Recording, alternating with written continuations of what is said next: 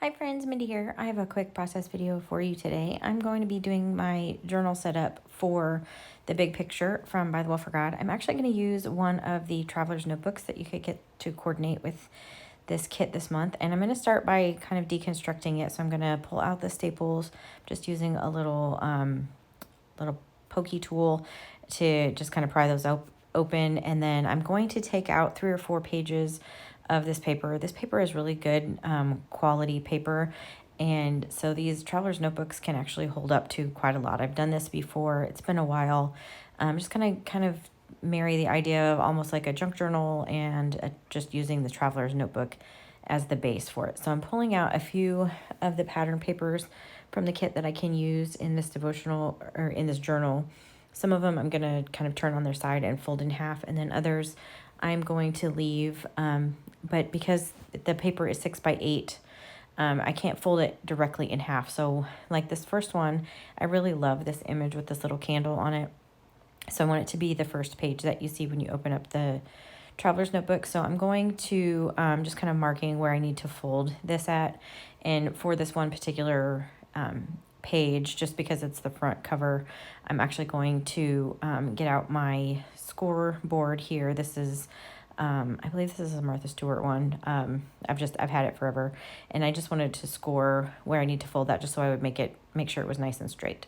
So then I'm just gonna fold that, and it's going to kind of wrap around all of the other pages in my little journal here. And then I'm taking these other papers, and 2 of them I'm folding in half. These are the ones that where you can, it's kind of more universal, the pattern on it, so it's not going to matter if you turn it sideways. And then I'm just kind of placing those randomly in the traveler's notebook. And then this other one that is a more vertical orientation, I'm actually going to kind of do the same thing that I did with that front page, where I'm going to wrap most of it. I'm going to keep like part of it as the full page, and then wrap the rest of it around to the back. I'm not having to worry so much about this particular one, because also that's not having to wrap around so many papers, but I'm just making sure to fold that really well. And then as I'm flipping through here, I decide that I want to add, I think, one more, just to kind of have little pops of color in between everything. So I want another page here. And so I'm just pulling out another one of the pattern papers. I'm trying to keep this really simple this month. I haven't, like I said, I haven't worked in a traveler's notebook in this way in a while, and it will bulk up, and there'll be plenty of places for all of my notes and everything. But I wanted to use this journal because I want to work on a white base. I've been working kind of on craft and more like vintage kinds of things for the last few months, and this month is just, it's got these cute gnomes, and it's just bright and cheery, and the colors and everything, and I really kind of want to lean into that kind of white and stuff for this particular kit. So I'm going to be working with the white pages on here. And now I'm just taking some clips that I have, and I'm holding everything in place. I'm using a book cradle here so that I can punch my holes, but you could do this, into, like, I have a foam board that I've used before. You could do it in an old book, kind of open a book halfway, and then it kind of forms a little cradle. It just kind of holds everything in place.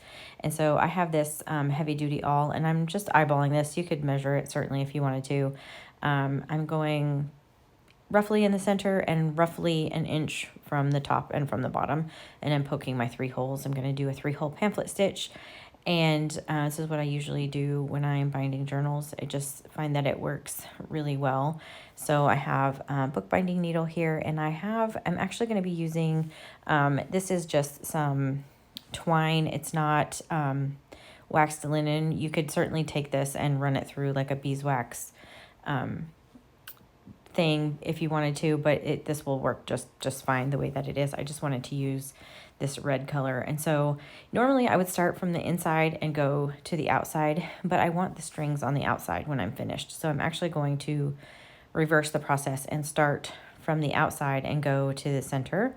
And then I will go down to the bottom hole and back out to the outside, and then go back into the inside of the spine from the top hole here. I struggled with that one a little bit.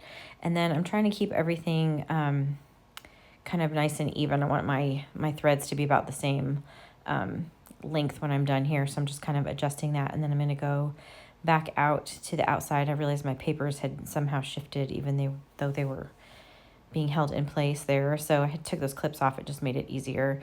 And then now I'm just going to kind of fiddle with these so that I can get both of the edges, both of the ends, the tails to be about roughly the same.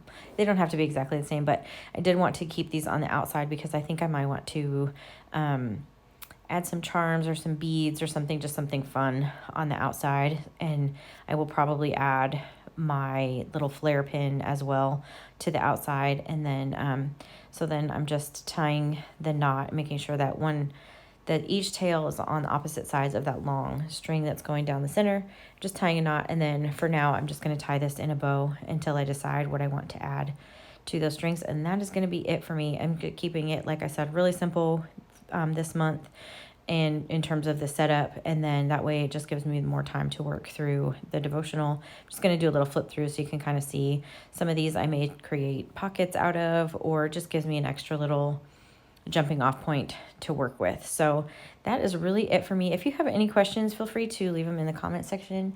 If you liked this video, I would appreciate it if you gave it a thumbs up. Subscribe to my channel if you haven't already. And until next time, bye.